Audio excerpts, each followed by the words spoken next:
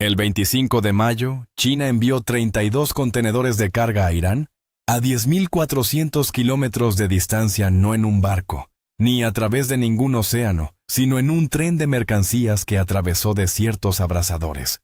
Cortó cadenas montañosas, atravesó 4 países distintos y llegó en solo 15 días. El mismo viaje por mar lleva hasta 40 días. Durante años, el arma más poderosa de Estados Unidos contra países como Irán no tenía nada que ver con misiles o soldados, sino con el estrangulamiento económico, bloquear las ventas de petróleo de un país, congelar sus cuentas bancarias, aislarlo de los mercados mundiales y ver cómo poco a poco se quedaba sin opciones. Esa estrategia funciona porque Estados Unidos controla y si necesitas mover algo en grandes cantidades, casi siempre tienes que usar esas aguas. Para Irán, cada intento de liberarse de ese control fue rechazado, hasta que un tren de mercancías demostró silenciosamente que no necesitas el océano en absoluto. China construyó una ruta que discurre íntegramente por tierra, a través de un territorio que ninguna armada occidental puede patrullar y que llega a Irán sin que un solo dólar cambie de manos. La valla económica que se tardó décadas en construir acaba de sufrir un enorme agujero, y ese agujero no hace más que agrandarse. Al final de este video comprenderás cómo se construyó este ferrocarril, lo que significa para la economía de Irán, y lo que China planea realmente más allá de esta única ruta. Ya hay un plan de expansión por 5 países en marcha. Una ruta ártica helada que se está desarrollando en paralelo, y una estrategia a largo plazo diseñada para alejar el comercio mundial del control occidental. El ferrocarril es solo el primer paso, y si quieres seguir el desarrollo de esa estrategia, suscríbase y pulse el botón me gusta, para no perderse lo que viene a continuación. Para entender por qué China ha tenido que dar este paso, hay que conocer una única y estrecha franja de agua que silenciosamente dirige el mundo. El cuello de botella del que nadie habla. Hay un paso de agua en el sudeste asiático del que la mayoría de la gente nunca ha oído hablar, pero del que casi todos los habitantes de la Tierra dependen sin saberlo. Se llama Estrecho de Malaca. Situada entre Malasia e Indonesia, es una de las vías navegables más transitadas de todo el planeta. Más de 94 millones de buques la atraviesan cada año petroleros cargueros portacontenedores. Todos ellos se canalizan a través de un estrecho corredor para desplazarse entre el Océano Índico y el Pacífico. Para China, esta vía navegable no solo es importante, sino que es un salvavidas que mantiene respirando a toda la economía. Alrededor del 80% de las importaciones de petróleo de China pasan por este único paso. Todo funciona con energía, y casi toda esa energía depende de que un cuello de botella permanezca abierto. Piense en lo que esta exposición significa en realidad. Si el estrecho de Malaca se cerrara solo una semana, China podría perder hasta $74 millones. Un cierre más prolongado empezaría a paralizar fábricas, cortar el suministro de combustible y afectar a la vida cotidiana de más de 1.000 millones de personas. La segunda mayor economía del mundo, que funciona con un solo hilo aquí, está la parte que quitaba el sueño a los planificadores chinos. Desde hace 2019, Estados Unidos tiene derecho a atracar sus buques de guerra y portaaviones en las bases navales de aguas profundas de Singapur, situado justo a la entrada del estrecho de Malaca. En un conflicto grave, Estados Unidos podría cerrar ese paso en 24 horas. Una decisión de Washington y el suministro energético de China se apaga como una luz. Lo que hace que esta vulnerabilidad sea aún más difícil de sortear es que no existe una alternativa marítima fácil. El estrecho de Lombok y el estrecho de Sunda pueden servir como rutas de reserva, pero ambos añaden miles de kilómetros a cualquier trayecto y no están equipados para soportar el volumen de tráfico que se mueve actualmente a través de Malaca. Redirigir incluso una fracción del suministro de petróleo de China a través de esas alternativas requeriría años de inversión portuaria y reestructuración logística. China necesitaba una ruta que ninguna armada pudiera amenazar, que ninguna sanción pudiera alcanzar y que ningún bloqueo pudiera cerrar. La respuesta era dejar atrás por completo el océano y construir por tierra. Y el único país cuya geografía lo hacía posible era Irán. El ferrocarril que nadie podía bloquear. Construir una línea férrea de China a Irán parece sencillo sobre el papel, pero en realidad supone atravesar algunos de los terrenos más duros de la Tierra, enormes desiertos abiertos, donde la arena se mueve constantemente bajo la superficie. Cordilleras situadas en zonas sísmicas en las que no siempre se puede confiar en el propio suelo. Temperaturas que agrietan el hormigón y deforman el metal. Y la ruta atraviesa 4 países diferentes, cada uno con sus propias fronteras, aduanas, normas y anchos de vía que nunca fueron diseñados originalmente para conectarse entre sí. Nada de eso detuvo a los constructores. El ferrocarril comienza en el oeste de China y se dirige hacia el oeste a través de Kazajstán, luego por Uzbekistán y Turkmenistán antes de cruzar finalmente a Irán y llegar al puerto seco de Afrin, cerca de Teherán. 10.400 kilómetros de vías conectadas a través de un terreno que la mayoría de los equipos de ingeniería abandonarían. Para situar esa distancia en su contexto, es más o menos lo mismo que volar de Londres a Los Ángeles, y que aún queden cientos de kilómetros por recorrer. El proyecto costó más de $2.000 millones. La financiación procedió de bancos políticos chinos, el Banco Asiático de Inversión en Infraestructuras, y una mezcla de acuerdos bilaterales de préstamo. Rusia y Asia Central utilizan un ancho de vía mayor que China, lo que obliga a transferir físicamente la carga a vagones diferentes en las fronteras o a instalar sistemas especializados de intercambio de bogies para que el mismo contenedor pueda circular por vías de anchos diferentes.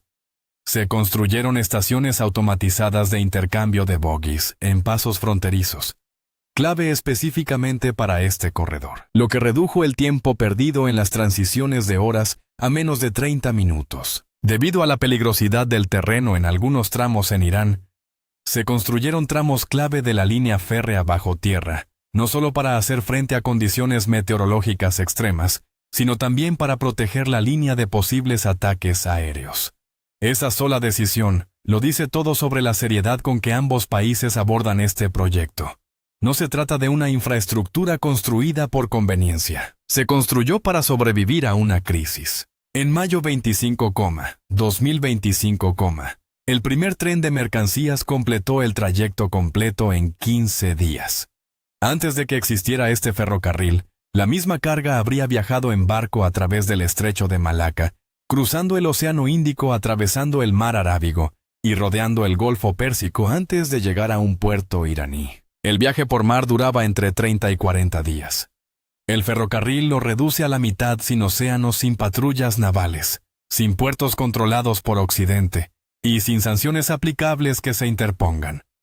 Los medios de comunicación estatales chinos calificaron esta ruta como la línea vital del petróleo entre las dos naciones. Pero lo que este ferrocarril significa para Irán va mucho más allá de un calendario de entregas más rápido. Es el salvavidas de Irán y el juego a largo plazo de China. Las sanciones occidentales llevan años machacando la economía iraní. Los bancos quedaron aislados de las redes financieras mundiales. Las empresas que intentaron hacer negocios con Teherán se enfrentaron a graves sanciones por parte de Washington. Los compradores de petróleo fueron advertidos con amenazas de quedar fuera de los mercados estadounidenses. El mensaje era sencillo y coherente: comercia con Irán y paga el precio. China decidió que el precio merecía la pena. En 2021, China e Irán firmaron un acuerdo de cooperación económica de 25 años por valor de $400.000 millones. No se trata de un acuerdo comercial rutinario, sino de un compromiso para toda una generación que abarca energía, infraestructuras, fabricación y tecnología. En 2024, China compró el 77% de todas las exportaciones de crudo de Irán, por un valor aproximado de $5.000 millones en un solo año. Los ingresos totales por petróleo de Irán en 2024 alcanzaron los $67.000 millones, un nivel que el país no había visto en más de 10 años. Las sanciones seguían oficialmente en vigor, pero su impacto en el mundo real estaba disminuyendo rápidamente. Con el ferrocarril ahora en funcionamiento, esos envíos de petróleo no necesitan pasar por ninguna ruta que Occidente pueda vigilar o interrumpir. Irán carga petróleo en los trenes estos, ruedan hacia el este a través de las campiñas de Asia Central y llegan a China sin que ningún banco o institución occidental intervenga en ningún punto de la cadena. No se trata solo de comercio, se trata de un sistema económico completamente paralelo, que opera al margen de las reglas que construyó Washington. Una parte importante del funcionamiento de ese sistema es la moneda.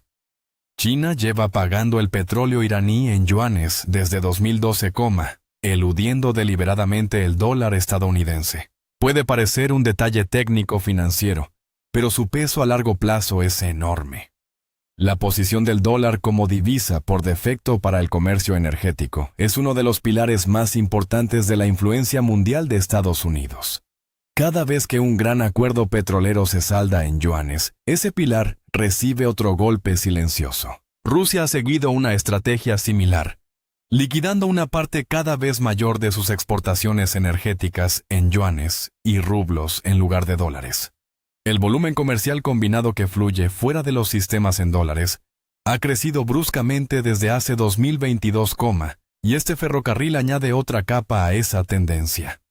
La geografía de Irán lo hace aún más valioso que una simple fuente de petróleo. El país se asienta justo al lado del estrecho de Hormuz, un estrecho paso que conecta el Golfo Pérsico con el Mar Arábigo. Cerca del 20% de todo el petróleo del mundo pasa por ese estrecho. Esa ubicación convierte a Irán en una puerta natural para toda la región. Países como Tayikistán, Kirguistán, y Afganistán carecen totalmente de salida al mar. A través de los puertos iraníes y la creciente red ferroviaria china, estos países obtienen por primera vez conexiones económicas reales. Y China gana una mayor influencia política y económica en una región que tradicionalmente ha operado dentro de las esferas de poder occidentales. El corredor ferroviario de las 5 naciones es lo que sigue al enlace China-Irán. Conecta China, Kirguistán, Tayikistán, Afganistán e Irán, en una red ferroviaria continua que se extiende a lo largo de unos 1.300 kilómetros de nuevas vías, de los que aproximadamente la mitad discurren por el norte de Afganistán. En diciembre se firmó un acuerdo preliminar 2014, y aunque los avances han sido graduales, nunca se han detenido. En mayo 2023, el primer cargamento de prueba pasó de Irán a Afganistán, a lo largo de una sección llamada Ferrocarril de Kaf Herat. Ese único cargamento transportaba 655 toneladas de material ferroviario, las mismas herramientas necesarias para construir más de la red. El ferrocarril se estaba construyendo literalmente solo entrega a entrega. Altos funcionarios de Irán, China, Kazajstán, Uzbekistán, Turkmenistán y Turquía se reunieron en Teherán en mayo con el objetivo de ampliar aún más esta red transcontinental. El impulso es real y se está acelerando. Para las naciones sin litoral implicadas, este corredor resuelve un problema que arrastran desde que se convirtieron en países independientes. Un enlace ferroviario a través de Irán a los puertos del Golfo Pérsico cambia por completo su realidad económica, y China profundiza su influencia en toda la región en el proceso. La arquitectura financiera que apoya esta expansión también es digna de mención. La iniciativa Belt and Road de China ha comprometido más de $1 billón a nivel mundial para proyectos de infraestructura desde su lanzamiento. En 2013, Asia Central es una de sus zonas de inversión estratégicamente más concentradas. Los préstamos vinculados a estos acuerdos ferroviarios suelen ir acompañados de largos plazos de amortización y acuerdos de infraestructura por recursos, lo que proporciona a China un punto de apoyo duradero en países que antes tenían pocos socios a gran escala, dispuestos a invertir. Al mismo tiempo, China está desarrollando una ruta que va en una dirección completamente opuesta. A través del Ártico helado, la ruta marítima septentrional recorre la costa septentrional de Rusia por el Océano Ártico, y es la vía marítima más directa entre Asia y Europa, reduciendo el viaje de unos 45 días por el Canal de Suez a unos 30 días. El obstáculo siempre ha sido el hielo. Hasta hace poco, la ruta ártica solo era utilizable durante unos 88 días al año. A medida que aumenta la temperatura global, el hielo del Ártico retrocede antes y regresa más tarde cada año. La ventana utilizable se ha ampliado a entre 90 y 100 días al año. Rusia y China firmaron en junio 2024 un acuerdo formal para construir una línea de transporte marítimo de contenedores a través del Ártico durante todo el año. Y los científicos proyectan que a finales de este siglo, la ruta podría permanecer abierta todo el año. Para navegar por el hielo que queda, Rusia ha construido los rompehielos más potentes jamás fabricados.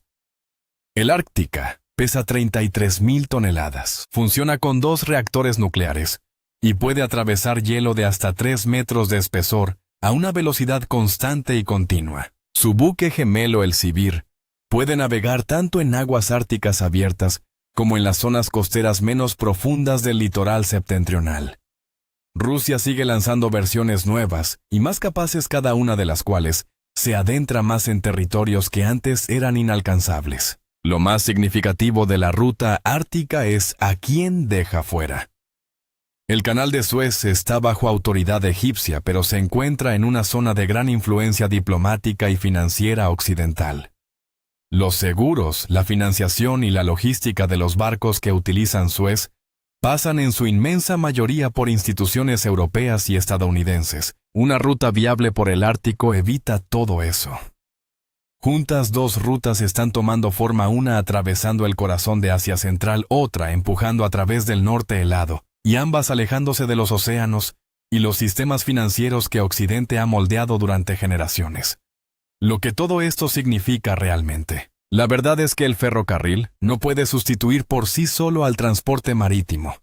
Un solo superpetrolero transporta 2 millones de barriles de petróleo, el equivalente a cientos de trenes de mercancías. Escalar el ferrocarril para igualar plenamente el comercio marítimo simplemente no es posible a corto plazo. Los múltiples pasos fronterizos implican controles aduaneros y retrasos en la coordinación. El calor del desierto y las tormentas de arena desgastan las vías con rapidez. Las líneas de ferrocarril fijas son más fáciles de atacar que los barcos en mar abierto, y los primeros resultados reflejaron exactamente esas vulnerabilidades. Apenas 19 días después de que el ferrocarril pusiera en marcha su primer servicio de transporte de mercancías, Israel llevó a cabo un ataque a gran escala contra la infraestructura iraní de petróleo y gas. Tras esos ataques, no se registraron más servicios públicos de transporte de mercancías en el corredor. El ferrocarril se paralizó casi tan rápido como empezó. El ferrocarril no tiene por qué sustituir a las rutas marítimas para ser importante. Solo tiene que existir y funcionar lo suficientemente bien como para dar a ambas partes opciones que antes no tenían. Cuando China dispone de una ruta terrestre para su abastecimiento energético, la amenaza de un bloqueo naval en Malaca tiene menos peso. Cuando Irán cuenta con un comprador comprometido que opera al margen de los sistemas financieros occidentales, las sanciones pierden fuerza. Cuando las naciones centroasiáticas sin salida al mar obtienen conexiones ferroviarias con los mercados mundiales, adquieren la capacidad de elegir a sus propios socios en sus propios términos. Ninguno de estos cambios se produce en un momento dramático, sino de forma constante y silenciosa, de tren en tren. También existe una dimensión de señalización que la economía pura no puede captar. Cada kilómetro de vía atendido por China en Asia Central envía un mensaje a los países más pequeños, que observan desde la barrera: hay otra opción. No tienes por qué estructurar tu comercio, tu deuda, tus infraestructuras o tu política exterior en torno a las preferencias de Washington o Bruselas. Ese mensaje, aunque no se exprese directamente, es una de las cosas más importantes que comunica este ferrocarril. Lo que Estados Unidos está viendo no es simplemente un ferrocarril. Es la construcción lenta pero deliberada de una alternativa a un sistema que Occidente se pasó generaciones construyendo y defendiendo. Un sistema construido sobre el dominio naval, la dependencia del dólar y el control de los puntos de estrangulamiento del comercio mundial. Lo que China, Irán, Rusia y las naciones de Asia Central están construyendo juntos es una respuesta paralela a ese sistema, pero incompleta. Se enfrenta a obstáculos reales y serios. pero está creciendo y está operando en lugares donde las viejas reglas simplemente no llegan. La infraestructura nunca es solo infraestructura. Cada túnel excavado, cada kilómetro de vía tendido, cada rompehielos nuclear botado, lleva un mensaje. Dice que el mundo no tiene por qué funcionar como siempre lo ha hecho. Los países que observan desde Washington entienden exactamente lo que significa ese mensaje. Y también los países que construyen. Si este video le ha aportado una nueva forma de ver el comercio mundial, pulse el botón Me gusta y suscríbase para no perderse lo que cubramos a continuación. Seguiremos de cerca el desarrollo de estas nuevas rutas y lo que significan para el resto del mundo. ¿Cree que una ruta terrestre a través de Asia Central y una autopista helada en el Ártico pueden llegar a desafiar seriamente el dominio de los océanos? ¿O sigue siendo el mar el rey del comercio mundial?